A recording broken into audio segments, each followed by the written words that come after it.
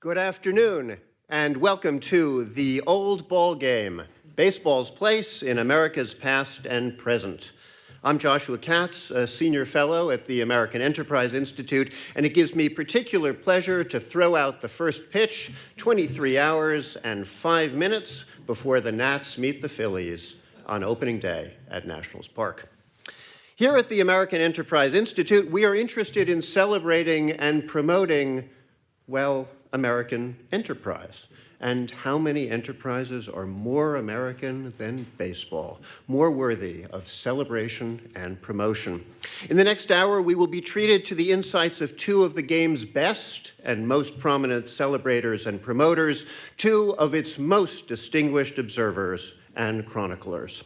They will, I'm sure, provide insight into the past, present, and future of what used to be called America's pastime, though in recent years, more and more Americans believe, alas, that this phrase describes football instead. These gentlemen will give their frank impressions about those who play, manage, own, administer, broadcast, and write about baseball, about these men and very occasionally women of all seasons, or at least three of them, who progress through the year from spring training to the World Series, hoping to be remembered as the boys of summer, or, if they are especially fortunate, as the next Mr. October. Perhaps these gentlemen will look into their crystal baseball and tell us whether it's going to be a repeat for the Dodgers. Perhaps they will tell us what they think of the pitch clock, why someone would not have voted to enshrine Ichiro in Cooperstown, and how Japanese-American baseball relations are changing. In any case, I'm confident that they will help us understand the role of baseball as a civic institution. So who are these gentlemen? First of all, leading our discussion today is my wonderful AEI colleague, Chris Scalia, who has thoughts on everything from Sir Walter Scott to Pete Rose. His new book, 13 Novels Conservatives Will Love, but probably haven't read, will be published 2 months from now. And our two extraordinarily distinguished panelists, to whom Dr. Scalia will be pitching questions, are famous for their skills at the plate and also for their golden gloves.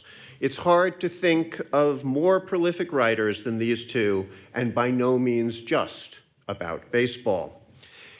In left field, with a gimlet eye on center, we have Kevin Baker, the author of 6 acclaimed novels, including his fictional debut, a baseball novel titled Sometimes You See It Coming. Mr. Baker, the winner of a Guggenheim Fellowship and many other prizes, is one of the most compelling and knowledgeable surveyors of the highs and lows of our country, and especially of the city in which he has lived and worked for decades, New York. In addition to the memoir Becoming Mr. October, which he wrote together with Reggie Jackson, he has published a number of outstanding historical works, including, in 2024, The New York Game, Baseball and the Rise of a New City, which goes up to the year 1945. He is currently working on a sequel that will bring the history up to the present, as well as on a political and cultural history of the United States between the world wars. And then there's George F. Will, who also has a gimlet eye on center, though he comes at it as a right fielder. One of the most respected journalists in America and the winner of a Pulitzer Prize in commentary, Dr. Will may be a native of Illinois, but he is the consummate Washingtonian. A columnist at the Washington Post for 51 years, Dr. Will has published more books and collections of essays than I can safely count, including American Happiness and Discontents, and 3 works specifically about baseball: Bunts, A Nice Little Place on the North Side, and the classic Men at Work, The Craft of Baseball. The idea that baseball is a game of failure and that it is therefore, quote, good that the national government is well stocked with students of the national pastime. What a wonderful quotation. That's something that has never left me since I first encountered it in college in Men at Work. And I doubt that anyone who has encountered that idea has ever forgotten it. We all have our baseball memories. For me, a native New Yorker, the years 1977 and 1978 provide the most unforgettable moments of success rather than failure. Remember Bucky Dent? Now, those years were particularly memorable ones in New York's history. Aside from the World Series, a big aside to be sure, 1977 was staggeringly awful, what with the blackout, Son of Sam, and the end of Abe Beam's chaotic years as mayor. And it wasn't a great year for the United States as a whole. But then came 1978, with another World Series win for the Yankees, and to quote the title of a quirky little piece that Kevin Baker once published in New York Magazine, that was the greatest year. Well, I must say that I think there have been some better years since 1978, though not so many that have been so good for Yankees fans. But enough about that team and my nostalgia. It's time to hear from the people you really want to be hearing from. Chris Scalia, who roots for the Reds, Kevin Baker, who roots for the Mets, and George Will, who roots for the Cubs and the Nats. Play ball.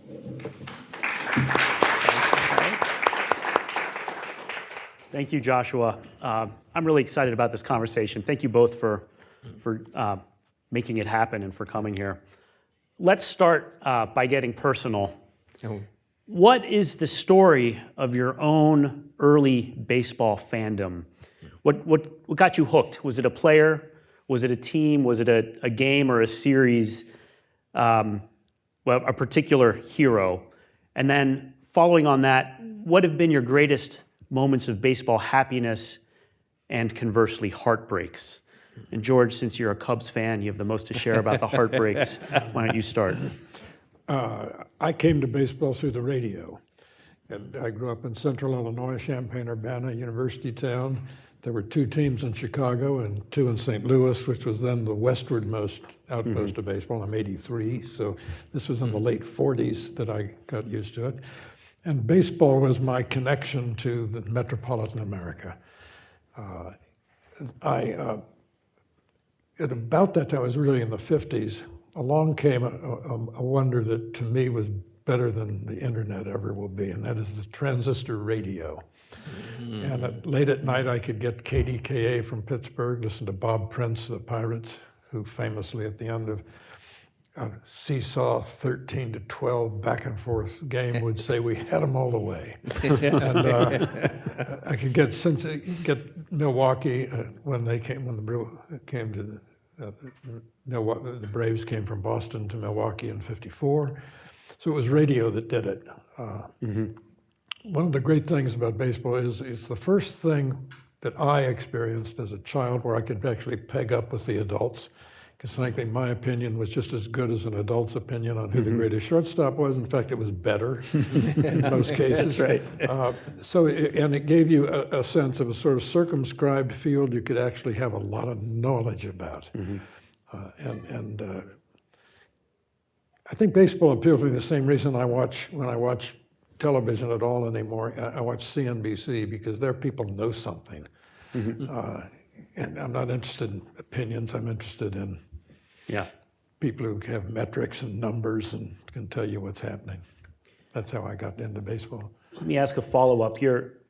You followed the Cubs as a child, and they didn't win any World Series, certainly. They had great players. And then they finally won in 2016, and the paperback edition of A Nice Place on the North Side has your column of reacting to it, because that book was published before they won that World Series. Do you still have stronger emotional connections to those losing teams than you do to the team that won in 2016? No. That's your favorite Cubs team? Well, I always hated the idea they were lovable losers. Yeah. Losing, I know, is good for your character, but I've got enough character. I don't need that. I was at the Bartman game. I don't know how many. In 2003, the Cubs all they have to do is win this 6th game of their series with Florida, and they go to the World Series, which they had been to. They had won since 1908 and been to since 1945. Fly ball down the line, a kid named Bartman reaches out, Moises Alou can't catch it, double play ball to short. Anyway, they lost, had to come back the next night. So I'm leaving Wrigley Field and surrounded by Cub fans who are 98% scar tissue at the best of times. And in this mob, someone recognized me and said, "Mr. Wu, we'll get him tomorrow." And I said, "Not a chance," which turned out to be the case. Well, when the Cubs played the Padres in, I guess, I can't remember what year it was. Early 80s, right? Early 84? 84. And the Cubs won the first two games. And I'm leaving Wrigley Field, and I'm walking with Don Drysdale, who'd Hall of Fame pitcher for the Dodgers, who'd broadcast it for ABC. And Drysdale said to me, "Well, Will, now as a Cub fan, don't you believe now?" And I said, "I believe it'll be the Padres in 5," which it was. So anyway. That's great. Never be optimistic. You'll never be disappointed. That's right. By the way, George writes about the Bartman game in his book about Wrigley, which is ironically published by Three Rivers Press. That strikes me as odd, but and it's a wonderful and heartbreaking passage from that book. Kevin, what about you? First of all, I completely agree about the transistor radio. That was such a great thing, and I would be listening to it on the, when the Yankees were on the West Coast, under my pillow, hiding it from my parents. Baseball's just such a fantastic radio game. Yeah. Despite that fantastic introduction by Josh, I am actually a Yankees fan. I come by it honestly. I became a Yankees fan in 1966, mostly out of worship of Mickey Mantle, who was like a god who lived among us at the time. I loved baseball cards, which had this whole elaborate story on the back then, a little bit of bio and pictures and statistics, which I also loved. So that was what drew me. And then, a year into being a Yankees fan, we moved to Massachusetts, which was a great place to grow up, Rockport, Massachusetts, except it was full of Red Sox fans, and it was the impossible dream summer.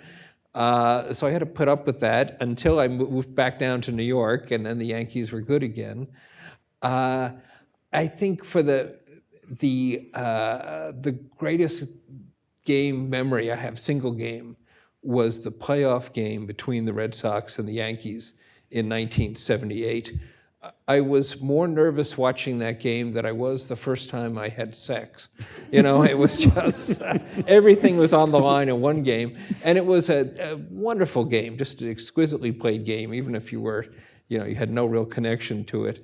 But one of the other great memories, probably the greatest game, the most fun game I saw in person, was in 1995, with the Yankees and Seattle played a 15-inning playoff game in a wild Yankee Stadium, just kind of an out-of-control fandom. Somebody threw a shot glass from the upper deck. It was but they brought in Mariano Rivera, this kid who I barely knew, and all of a sudden he pitches these 3 great innings of shutout relief, and I was hooked, and this became my favorite player for years. What a unique career. Almost every single time you appear on the field, the game will be won or lost because of you. And he was such a classy figure, such an amazing figure out there. That was a wonderful memory. And conversely, I think my worst baseball memory was, the whole 21st century is sort of the sort of the karma is a bitch century for the Yankees. But seeing him in 2001, there are all other terrible moments. The 5th inning fiasco last year, the 2004 world turned upside down loss to the Red Sox. But in 2001, when he lost this game in just an incredible series of weird plays, a slippery baseball, Scott Brocious not covering the second, all these things that went wrong, and the Diamondbacks winning the game and a little pop hit, and it was the same year, 2001, of course, with 9/11, and seeing that, and it felt like watching a great knight being pulled from his horse and hacked to death by peasants. You know, it was just really terrible. Nothing against the Diamondbacks, Just of course. awful to watch. Oh, the guy who got the hit was probably a Jew. It was just all bad, and you know, so that was a terrible memory. Well, although Rivera, of course, took it with his usual incredible class and just walked off the mound.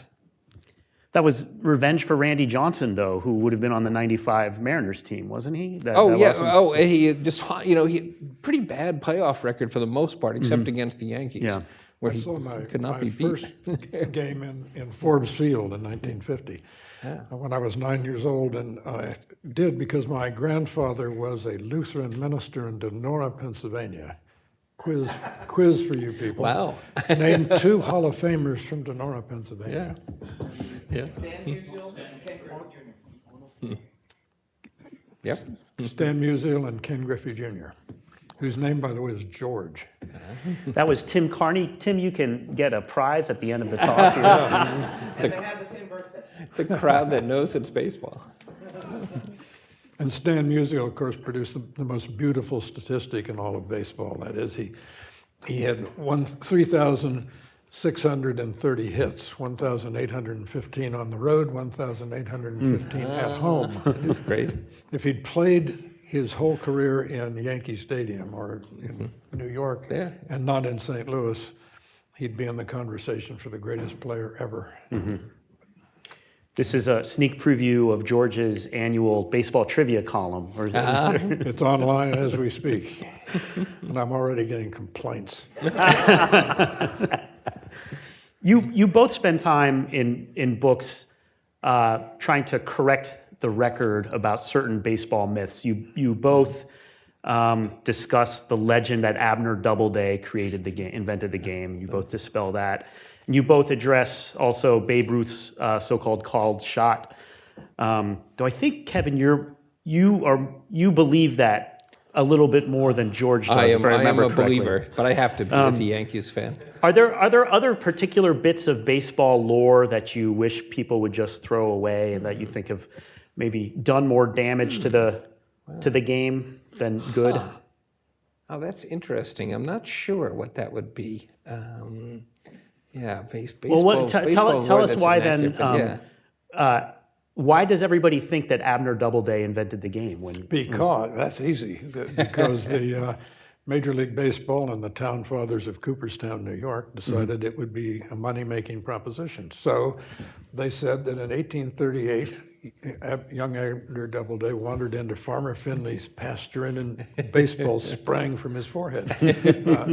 In fact, he spent all of 1838 at West Point, where he was a plebe. The only thing Abner Doubleday started was the Civil War, because he was at Fort Sumter when the shelling began. He died well-stricken in years and full of honors, and a huge biography, obituary of him in the New York Times, which sensibly did not mention baseball. Yeah, he was, as George said, he was at Fort Sumter. He said he later wrote the first shell from the Confederacy landed a little above his head. He fired the first shell back. He was sort of the Forrest Gump of the 19th century. He was always on hand when anything happened. He used to go to seances at the White House with Mrs. Lincoln. He was at Gettysburg. He went back to Gettysburg with Lincoln for the speech. He used to correspond with Ralph Waldo Emerson. He read Sanskrit. And the key element, besides the fact of, yes, Cooperstown wanting to make itself a great tourist attraction, and they actually produced the first ball. They claimed to find there was some ball in some farmer's barn. Oh, here it is, 100 years later. It's like the True Cross. Yeah, but the key element was that he was also, Doubleday was also a theosophist, as were Spalding, the sporting goods magnate, and his wife, Madame Blavatsky's Theosophist Society. And they really wanted him to be the founder of the game, which I think is hilarious. It's as if Scientologists decided to replace Dr. Naismith as the founder of basketball with L. Ron Hubbard. You know, it's just my dear friend Pat Moynihan got involved in the question of whether Cooperstown was the birthplace of baseball, and he said, the New York State highway sign says so, and that's the end of it. George, in your first baseball book, Men at Work, published in 1990, a great year for baseball, the last time the Reds won the World Series, has chapters devoted to the manager, Tony La Russa, the batter, Tony Gwynn, the pitcher, Orel Hershiser, and defense, Cal Ripken. All of those names hold up. Good choices, all. If you were to write a book today with a modern day cast, who would you include? That's a good question. I should say that I've published 16 books, and it has sold more than the other 15 combined, which is a sign of national health. I don't know, there's so many good managers out there now. Yeah. I'm particularly partial to Dave Roberts and to Schilt in San Diego, I believe now. I'd find a place for Mike Trout, who for 7 years was the best ball player I've ever seen. Yeah. When Tony La Russa managed the Cardinals, A's and then the Cardinals, and then he retired and went to work for Major League Baseball, and they sent him around to all the spring training camps. And he went to the Angels, where the best player he'd ever managed, Albert Pujols, was playing. And Pujols, when he saw Tony, he said, "Tony, come here, I want to show you the best player I've ever seen." And it was Mike Trout. So I'd want to do Mike Trout for some reason.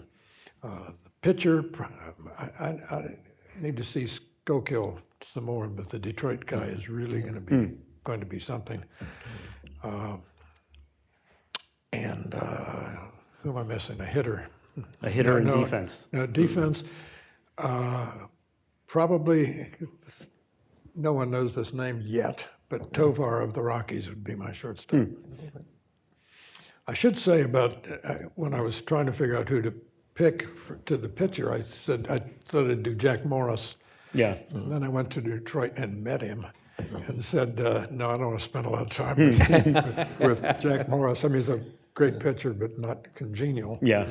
So I called Peter O'Malley, who was still in the ownership of the Dodgers, and I said, would Fernando Valenzuela's English be good enough? And he said, they'd be fine, but the guy you ought to do is Orel Hershiser. Now, he's the only one of the four people I wrote about who's not in or going to be in the Hall of Fame, but I wrote most of it in '88 when he had the good sense to set the consecutive scoreless innings record for me, won the Cy Young Award, won the World Series MVP. Gwynn, who was my choice for the hitter, won the batting title that year, playing against the Giants. And when he got to first base with the single, he won it on the last at bat of the season. And he won it he edged out the first baseman of the Giants, Will Clark. So I had a picture for the book of him shaking hands with Will Clark. So everything, it was karma, everything worked out for that year. Kevin, your book available up there, The New York Game, involved Cheap a lot at of half the price. it involved quite a bit of research. I'm curious, what was the most surprising discovery you made? If you can single it down to one, what's your favorite tidbit that you unearthed? Gosh, I loved finding out about Alex Pompez, who was the owner of the New York Cubans and Cuban Stars at different times. A guy who came to New York completely penniless, opened up a cigar store and started making book and started making a lot of money doing policy in Harlem. But his main love was baseball. He started this mostly Hispanic Negro League team, and they were very successful. And one day, Dutch Schultz comes into his establishment and says, "You're now working for me, and instead of making thousands a week, you're going to make $250." And then soon after that, Thomas Dewey's assistants came in there and said, "You're now testifying for us against Dutch Schultz." And so he did the only sensible thing, which was to lam it to Mexico And by the time he came back, by the time they dragged him back, he was, Dutch Schultz was dead, which was a good thing, but his ballpark, the Dyckman Oval in Upper Manhattan, had been demolished for a parking lot. But he then managed to turn the Cubans into the only black baseball team that became a minor league team of an established major league team, in that case, the New York Giants, and helped to signed a whole generation of Giant stars, people from, from Willie Mays, but also Orlando Cepeda, the Alou brothers, Juan Marichal, and it ended up in the Hall of Fame. Yeah. And I had no idea this guy was out there. You asked a moment ago, and now I have an answer to your question about some myth we'd like to see dispelled about baseball. Mine is the fact that there was a great international and cosmic injustice done when the Dodgers left Brooklyn. I had the pleasure of having breakfast a couple of years ago with Hakeem Jeffries, I guess part of whose district is in Brooklyn. And he mentioned, because baseball came up naturally, about how awful it was that the Dodgers left. And I said, look, 1955, the greatest Dodgers team, Ferrello, Snyder, Jackie Robinson, Pee Wee Reese, Preachero, all those guys, Newcomb. Their only time they won the World Championship. Their average attendance that year was 13,000 a game. I've met easily 500,000 Brooklyn fans who said they spent every day of their youth in Ebbets Field, capacity 33,000.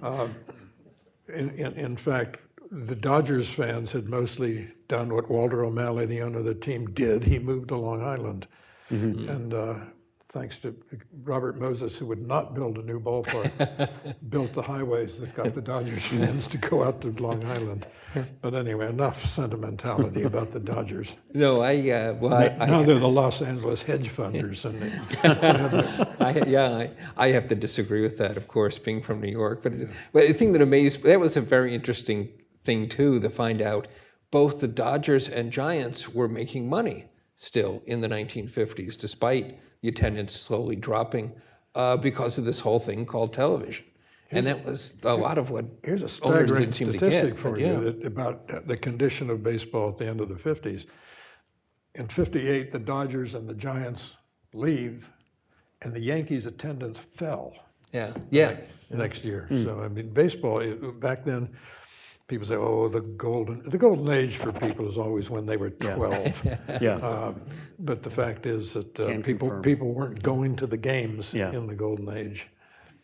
I think, by the way, talking about lore that's wrong, what I loved is how when it became untenable to have Doubleday as the founder of baseball, and one man who's not in the Hall of Fame is Abner Doubleday, but baseball came up with another foundation myth, where one sunny day, the New York Knickerbockers, who invented the game, went across the Hudson River and played a mysterious team known as the New York Nine and lost 23-1.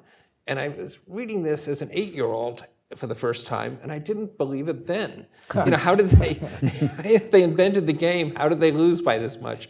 And of course, that was largely made up as, but it gave baseball a chance to establish yet another kind of centennial celebration. Baseball has centennial celebrations every 5 to 10 years if it can manage it. Well, this talk of the golden age leads us to the present day. According to Gallup, this data stretches back to 1937. The peak of baseball's popularity was in 1948, when 39% of Americans said it was their favorite sport to watch. 17% then said football, 10% said basketball, and if you can believe it, nobody said soccer. By 2023, no surprise here, football had taken a commanding 41% to 10% lead over its less concussive competition. Basketball was just at 9%, just under baseball, and that communist import from Europe was at 5%, so actually not that far from baseball. What happened? Why don't Americans like baseball as much as they used to? Why don't they watch it as much? And why do they seem to prefer football? Football is a mistake to begin with. It combines two of the worst features of American life. It's violence punctuated by committee meetings called huddles. Look, at the end of the Second World War, the United States had 50% of the world's GDP. Aren't we glad that's not still the case? We're glad that competitive nations got back on their feet and our share went down. Football didn't exist really until as a television. It's a sport made for television, and the television televised the 1958 Giants-Colts game just at the end of the decade when we, like that, became a wired nation. The NBA barely existed. They had Wilt and Russell then, and then Magic and Bird, but the NBA was nascent. Baseball had, when I was very young, the nation's undivided attention between the 1st of April and when Ohio State played Michigan. Doesn't anymore. Today there are 7 weeks between the last NBA championship game and the first NFL preseason game. Much more competition for the sports fans' attention, the dollar, the space on television. It's a sign of national health, really, that baseball has had to share the wealth, as it were. But I believe it's still the case that more people go to Major League Baseball games than go to NBA, NHL, and NFL games combined. Yeah, those stats are so interesting. How is it that basketball dropped a point when it seems like it's much more popular? I mean, soccer, in America, soccer is the sport of the future and always will be, But with baseball, yeah, I mean, I think it's something that we need to encourage much more. I don't know, football, it's everyone from, when I was growing up, everyone from Hunter Thompson to George Carlin had a thing about why football was now predominant and what it meant and were we more savage and all this sort of stuff. I think it's just that it moves more quickly. It's once a week. It's sort of a thing everybody can get together for that.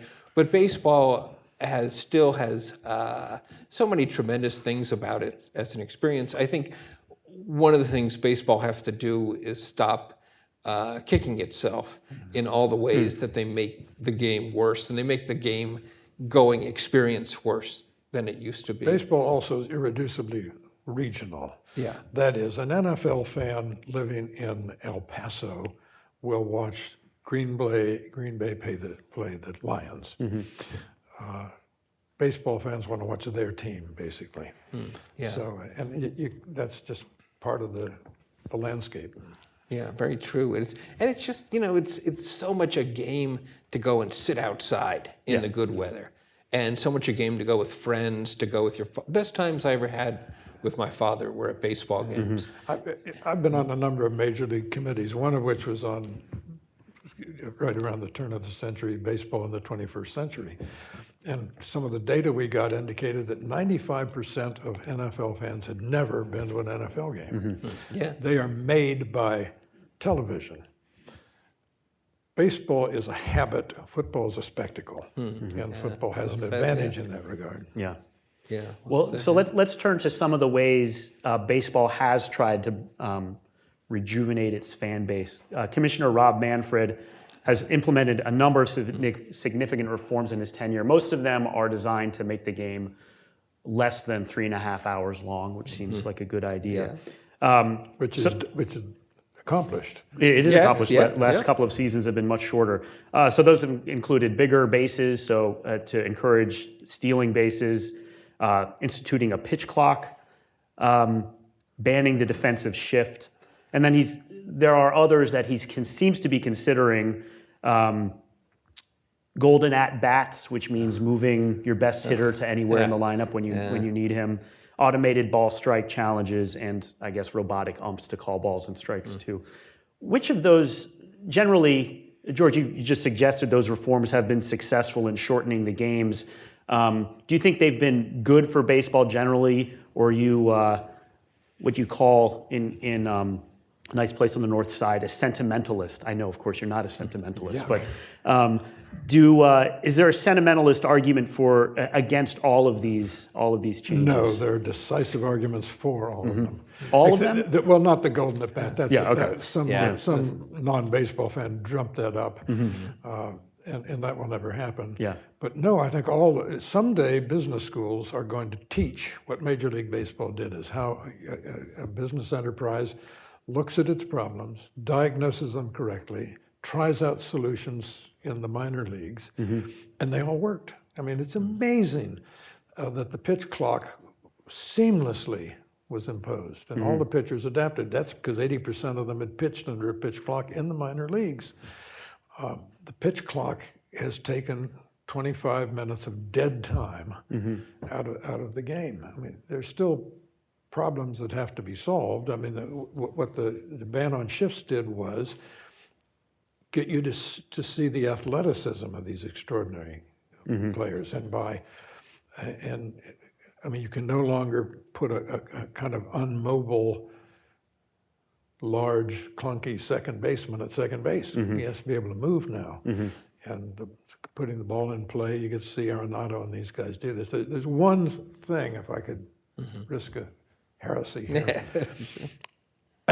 Velocity is still overwhelming the game. There's far too many strikeouts in the game. And I think baseball, this is really radical, and I hesitate to do it in public, but they're going to have to consider moving the mound back, because American human physiology has moved it several feet closer to home plate. The fact is, in what I consider one of the greatest games ever played, Game 7 of the 1960 World Series. Sorry about this. When Pirates beat the Yankees 10-9. It was a terrible field. Two things about that game. The number of strikeouts in that game, care to guess? Let's see, 2, something? Zero. Zero. No strikeouts in the game. And there were a number of pitchers in the game, one of whom, for the Pirates, Elroy Face was 5'8". Yeah. And the Yankees pitcher, Bobby Shantz, was 5'6". Now, My kind of guys. 6 ball players today, teams today have bullpens full of 6'5" guys. No one today would draft Whitey Ford. Hall of Fame left-hander, wonderful pitcher, 5'10". No one would draft that kid nowadays. You just figure out a 6'5" guy and a 5'10" Whitey Ford. The 6'5" guy is releasing the ball 2 feet closer to the batter. And 60 feet 6 inches is bad enough. But when he's releasing it at 55 feet, it's really hard to hit. So they're going to have to consider doing something about that. Yeah, I think that's a great point, and I think baseball is really reducing the pitcher, who is the hero of the game. He initiates every play, and it used to be, okay, the pitcher would go out there and try to throw a complete game, and they threw a lot of complete games. And then it became, okay, you have the closer, basically, comes in, the relief pitcher, but that's also sort of heroic. He came striding in from the bullpen, and now where the pitchers are almost interchangeable, throwing the same way, throwing 3 to 5 innings, you're getting rid of your hero. But I think this also speaks to the changes, which yes, I think were inevitable. But except for the Manfred Man in the extra innings where they put a guy on second base, I hate that. I forgot about that one. I love it. But I think Wait, you said you loved it? Or? Absolutely. You do. I hate that. Baseball's problem was too little offense. Still is. That's an instant rally. Furthermore, what happens when you have 10, 12, 15 inning games is, and the Rays did this 7 times to one pitcher. They suddenly have to bring a fresh arm up from the minor leagues. They bring him up for one game and send him back down, and it's unkind. Well, I think the key to this too is that these were changes that should have been made organically. You pitch quickly to keep your fielders in the game. You deal with the shift by hitting to the opposite field, or even, God forbid, bunting. You pitch to contact, so you can last a whole game, or you can last longer than 2 or 3 innings. And all of that, which is sort of the art of the baseball, which George has written about so amazingly, is gone. And that's really a shame of it. And I think it's a shame in a lot of American sports, but Yeah, baseball basically, you used to have destination baseball with Yeah. Marichal against yes. Koufax, Seaver against Carlton. Yeah. And now you're talking 5 innings. Yeah. It's different. Yeah, and it's, baseball should be adjusting on its own. Where is the knowledge of the game? Instead, it's reduced to these algorithms, which make for some pretty boring ball. Another way Manfred has tried to boost fan engagement, that's the term he uses, is by partnering with a gambling company to be its official sports betting partner in North America. That's FanDuel, as if you guys don't know. I see you putting your bets on your phone right now. You've both written a bit about the rampant gambling in baseball in the early 20th century, and culminating in the Black Sox scandals of 1919. The Reds would have won that series anyway. But, and of course, the recently departed Pete Rose was banned from the game for betting on it. Last year, it was discovered that Shohei Ohtani's translator had stolen $17 million from him to pay off his own gambling debts. What do you think about baseball's embrace of, they don't call it gambling, they call it gaming, because the B and the L make a big difference. What do you think of those changes? Are you concerned that we're headed towards another Black Sox scandal, or do you think the nature of betting has changed in a way that makes it less dangerous to the game? I think it's really inviting the devil back in the room. And now I think it's possible, knowing what celebrities do, that Ohtani put his translator in charge of $17 million. But I wonder if that's not true. And if that's the case, that's pretty ironic, since baseball has tried crazily to promote him as better than Babe Ruth or the new Babe Ruth. And Ruth famously saved the game after the big gambling scandal then. I think this is really the camel's nose under the tent and then some. I think baseball thinks it'll be saved because of the amount of money in the game, that nobody is going to bet on the sport because they wouldn't risk being banned. Gambling is a compulsion, and like many things, and people may well end up doing it anyway. And I think it's also frightening how easy it is to bet, just on every play, pretty much. There's a lot of people involved with the sport who aren't millionaires and who may be looking to fix things in various ways. I think it's a really bad trend, but they seem addicted to it already. It brings in a lot of money. George? I differ, and I particularly begin my quarrel with for addiction. Gambling can be addictive. I think anything that fires off certain synapses and serotonin in your brain can be addictive. But for most people, it isn't. Sex can be addictive, drinking can be addictive, lots of things can be addictive. But for most people, gambling is fun, and it's harmless. Mark Cuban, who at that point was the owner of the Dallas Mavericks NBA team, said instantly, the day the Supreme Court struck down the state laws against sports gambling, he said the value of every franchise in America just doubled. Because it's going to change, he intuited, he's a very smart fellow, it's going to change the engagement of the fan. And the gambling on football is extraordinary, but baseball, being a game of episodes, is particularly amenable to this, because you can gamble on whether or not Ohtani will get a double next inning. Will there be a foul ball on the next pitch? You can do it instantly on your smartphone. And that's, again, not being a game of flow like soccer or basketball. Baseball lends itself to this, but my libertarian side, which sleeps whenever it sleeps only lightly, comes out to play here and says that people who just sort of generally don't like gambling are like the Puritans who live in dread that someone somewhere is happy. This is, again, you're in keeping with your anti-sentimentality of baseball. You liked the lights at Wrigley Field and did long before they were up, right? Yes, I was at game one with the lights. was rained out, of course, being the Cubs.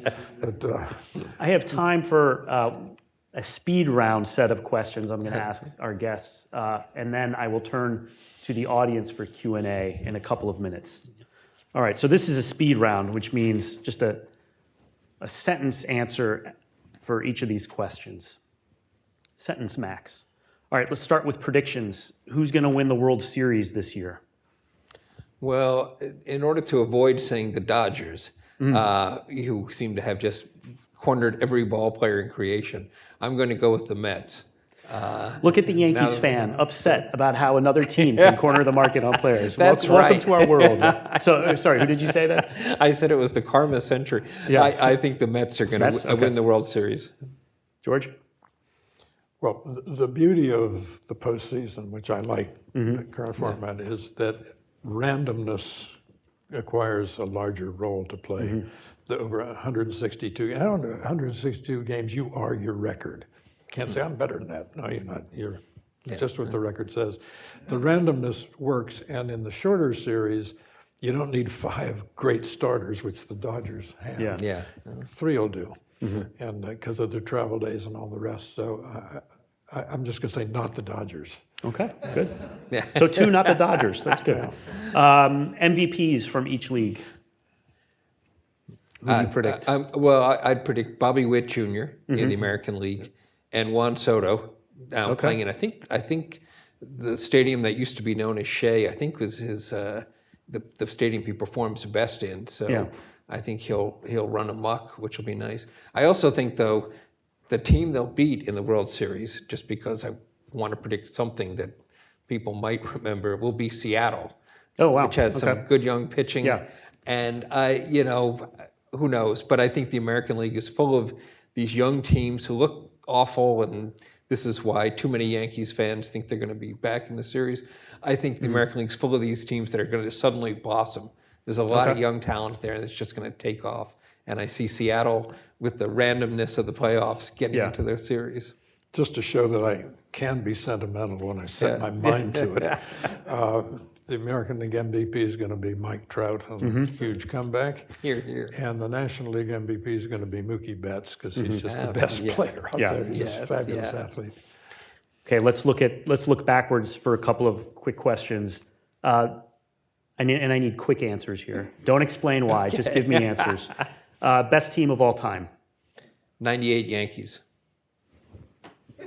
All right. They did get 90 RBIs out of the 9 spot, which is amazing.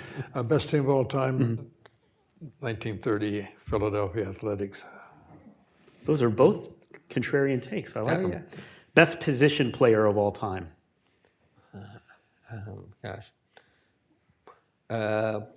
Willie Mays. Henry Aaron. Best pitcher. Can be a lefty or a righty.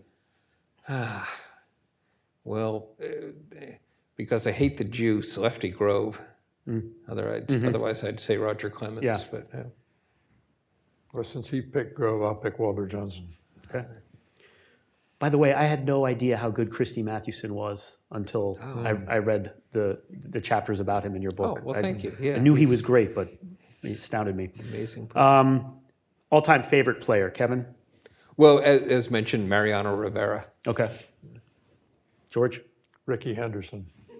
The only player, R.I.P.. only baseball player could take over a game. Yeah. Tie game, bottom of the 9th, gets up there in his strike zone's the size of a postage stamp, tiptoes to first base, steals second, goes to third on an infield out, scores on a sac fly, game's over.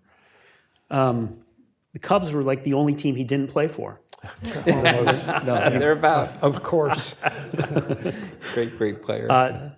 Did you either of you ever interview Ricky Henderson? Never got to interview him. He hugged me at spring training. It was the highlight of my life. And he said, "Ricky's really happy to see you, George." Exactly. He was great and wonderfully weird. I remember that amazing the walk-off homer game with the Mets. I was in the stands and incredibly tense game, huge crowd. Somebody shouts out something to him, and he turns around. And I'm thinking, like, his hearing is that good, and he cares to notice it. When he got $1 million signing bonus, He framed the check. Now think about that. Okay, I have more, but we should turn it over to you all for questions. I saw a hand over here. Tim, I see you, but you've already spoken up, so. Thank you for your comments and insights. I'd be remiss not to ask a question, given that I'm the daughter of a lifelong Yankees fan. All right. Who instilled the love of the game in me. I'd be remiss not to ask a question about the Maris-Mantle rivalry, and such as it was, especially in the '61 season. What mythology or outright falsehoods persist to this day about them and about that season in particular? Thank you. Well, Maris was a great ball player, and he performed brilliantly that year. But what an interesting and informative baseball trivia question is, how many times was Roger Maris intentionally walked that season? Yeah. Because Mantle was batting behind him. And I could have hit 60 home runs with Mantle batting behind me. So, What I love is that far from being the rivals they were made out to be, they were actually sharing an apartment for most of that year, along with Bob Serve, a backup outfielder. Yeah. And unfortunately, in the way ball players are, entertain themselves by hurling the record collection of the owner of the apartment out on the highway for fun, all of which seems somehow very innocent today. But yeah, they were actually quite friendly. And that took the onus off Mantle, who was always seen as this big disappointment. Somehow the fans changed to him at that point after, Tim. Wait for the microphone, Tim. Youth baseball is changing a lot too, and local little leagues are giving way to travel ball. I think this is terrible. What do you guys think? it's a problem. It's particularly a problem, a partial explanation of the decline of African American ball players. The travel teams are expensive and require a lot of engagement of the adults, and it just it's not a good thing. Yeah, I played baseball briefly and really badly in Little League for the Mittendorf Funeral Home Panthers. Our color was black, needless to say.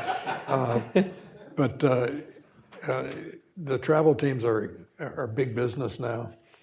The two-sport athlete is going to not exist anymore because the basketball prodigies play AAU basketball, and I don't know what football people do, but the two-sport athletes are gone.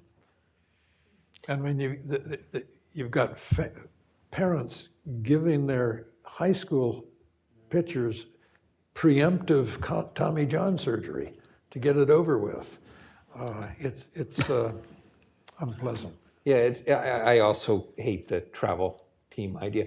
I actually played right field, not left, for the Pigeon Cove Red Sox, the place where they put generally the worst player on the team in Little League. Although I once did gun down a runner at the plate when he dared to run on me. It was a 35 bounce and extended roll throw, and it just nipped him at the plate when he tried to stretch a single into a home run. So that was but that was such a great experience doing that, And if I had been able to be a high school star at my high school, we had no stars. We went winless a couple of years. But if I had been able to be that, I would have loved playing in front of my hometown friends. I think it's terrible. They're taking away that experience. If I can supplement those responses, two things. First, I wonder about this two-sport athlete because I think Patrick Mahomes, he didn't specialize in football until relatively late and played baseball, and a lot of people think that's why he can throw from so many crazy angles. And Paul Scaines too, he at least warms up throwing a football. But George, you mentioned how few African Americans play the game anymore. I was going to ask you guys a question about this, but just statistics, because we love statistics, because we love baseball.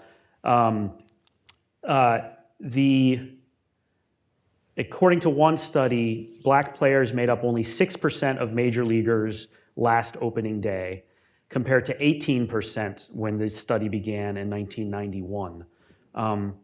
What else, apart from kind of beefing up Little League Baseball, what else can Major League Baseball do?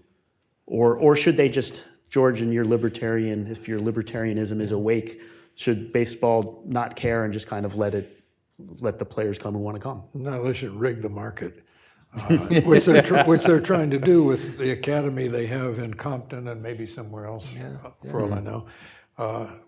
Baseball requires, if you want to play basketball, you need a flat surface and a hoop. You want to play baseball, you need a field, and it has to be tended. And so it takes some work to bring this about. Yeah. But baseball has to, not just to get more players, baseball has discovered that the best predictor of being a lifelong fan is to have played baseball as a child. Yeah. Because most Americans used to be failed baseball players. And they got to understand how hard the game is. And that's why they should intervene in the sacred market. Yeah. Yeah, I'm for rigging it. It's true. Sometimes my much smaller libertarian instincts say simply, why don't we just all play what we want to, and call it a democracy? But I hate to see the game neglected. Yeah. And I hate to go run by the ballparks at Riverside Park and see them completely empty most of the time. I think baseball really has to intervene more and has to keep emphasizing a much wider array of body types can make it in baseball as opposed to basketball or football. Yeah. Joe Morgan, little general, was 5'6", 5'7". You mentioned other. Altuve. Yeah. You're much less likely to sustain really crippling injuries. It has much to say for it. But I think, among other things, you could turn the All-Star game into a thing where major league players who aren't in the game really go to neighborhoods, go to cities, and really push this as push the sport. Right up front here. Caps, shirt, Bullets, hat. Yeah. I assume the Nationals fandom is implied there. Yeah, I grew up Chicago Cubs fan. Do you have any memories of the 1969 season, amazing Mets and Chicago Cubs? I was in Wrigley Field mid-August when Ken Holtzman pitched his no-hitter, and then right after that, the Cubs started losing.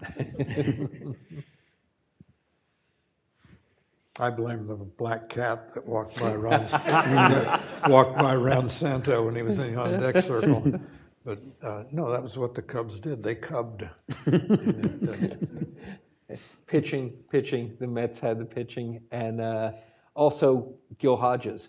Mets had amazingly few players who played, who ran up 500 at bats.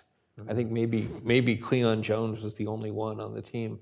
Hodges just really, manipulated that team very well. Corey Shockey up front here.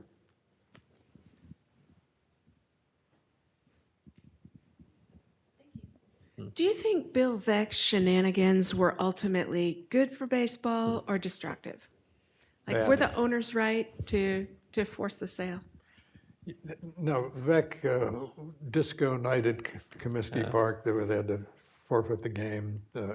Poor Eddie Gandel, this 3'9" midget, to have an at bat. No, that's disrespecting the game. I don't know. Was he the guy who brought Minnie Minoso back so he would have played in three different decades? Yeah. No, that's bad. I Great guy. I mean, he was a wonderful fella, and he didn't understand the fact that baseball won't sell itself.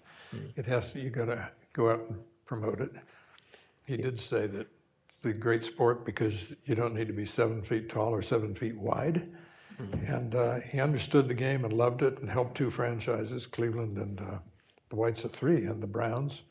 He used to, when the Browns were in St. Louis, one season they drew 80,000 people. That was their season attendance. And he said he once got a call from a woman who said, "What time's the game today?" And he said, "When can you get here?" He was a great character, and it was good to see him in the game. He did, though, disco night, not a great Yeah. idea.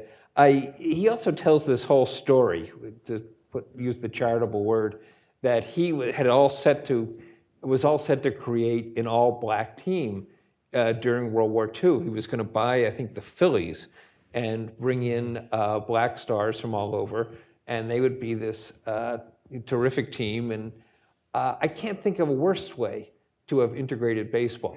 To have black stars beating white teams with all the best players in the war. It would have set off riots during a time that was contentious enough. And I don't know why he would tell a story. And he said, "Oh well, Judge Kennesaw Mountain Landis put the kibosh on it." But I think this is obviously false, and I don't know why he would do that. So he occasionally let himself get carried away. The gentleman behind Corey in the red cap. By the way, it was Disco is Dead Night or something, wasn't it? Yeah. Which somehow ended up worse than an actual disco night. Yes. Pete Rose, Hall of Fame. Should he get in? Will he get in? Yes. Next question. You have to decide basically what the Hall of Fame is. Is it a museum? He's part of the history of baseball, and he should be. If it is a shrine, and that's what our language suggested is so-and-so has been enshrined in Cooperstown, and if the ballot that is sent to the voting writers means what it says, which is you have to consider sportsmanship and integrity and all the rest, then he should not be in. I'm for him not being in. He walked easily 30,000 times in his career, player-manager, past the billboard that is the bulletin board that's in every major league locker room, clubhouse, and it says in extra large bold type, the punishment for betting on baseball is permanent expulsion. So he was informed. He lied about it for about 13 years until he read in his autobiography that he had confessed to betting on baseball. He never showed a flicker of remorse. So for baseball to admit him now would be to say, we didn't care, we were wrong. So I don't see, now Mr. Trump says he's going to pardon Pete Rose. I don't think he knows what he's pardoning him for.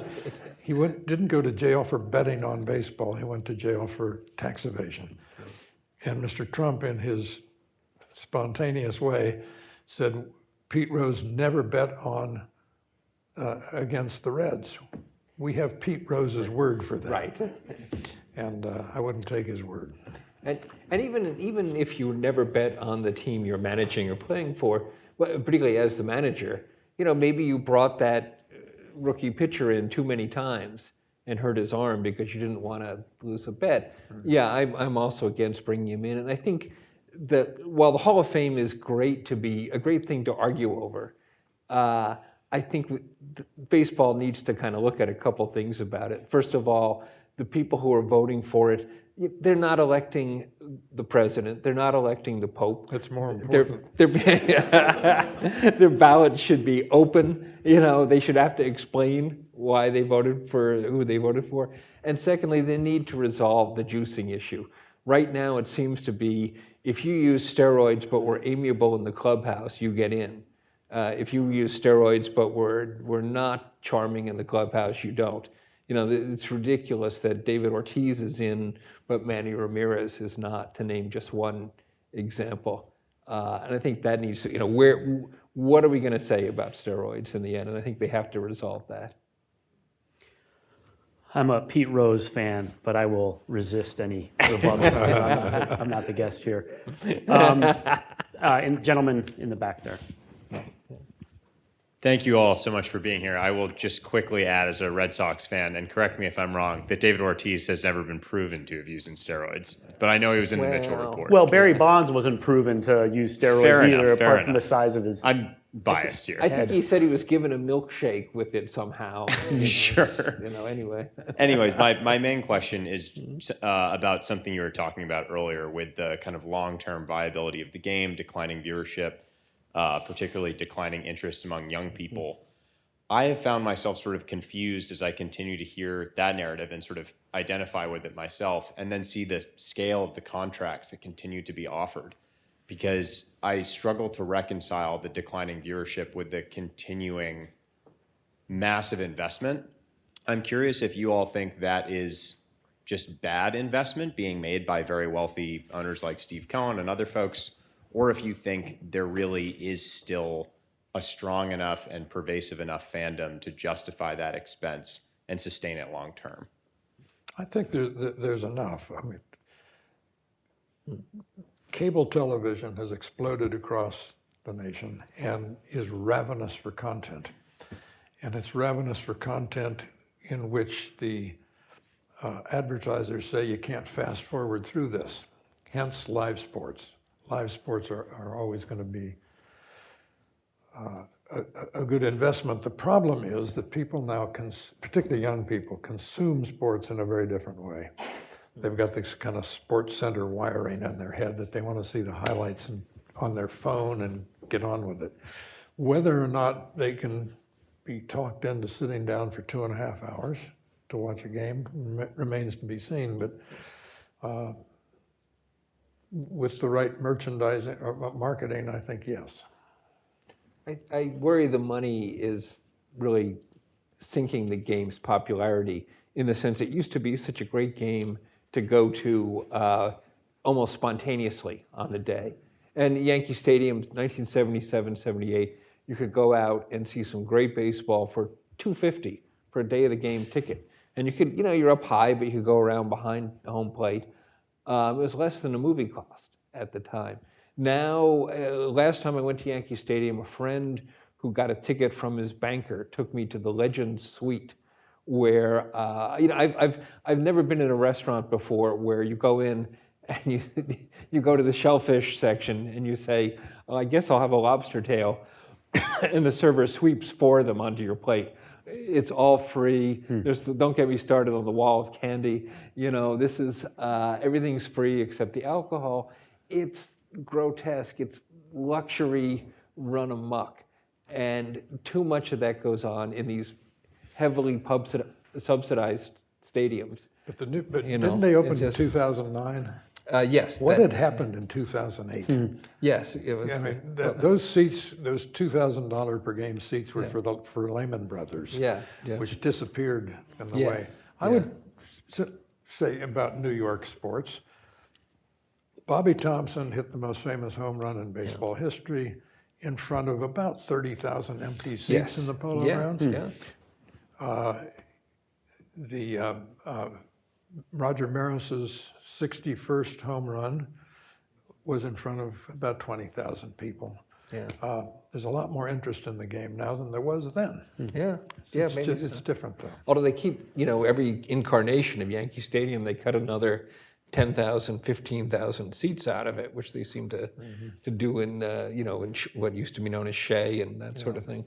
I think it's, there's too much of that sort of thing in all these arenas and stadiums and parks around the country. I know there are more questions, but we are out of time. In fact, we're a little bit over. Kevin and George, thank you so much for sharing your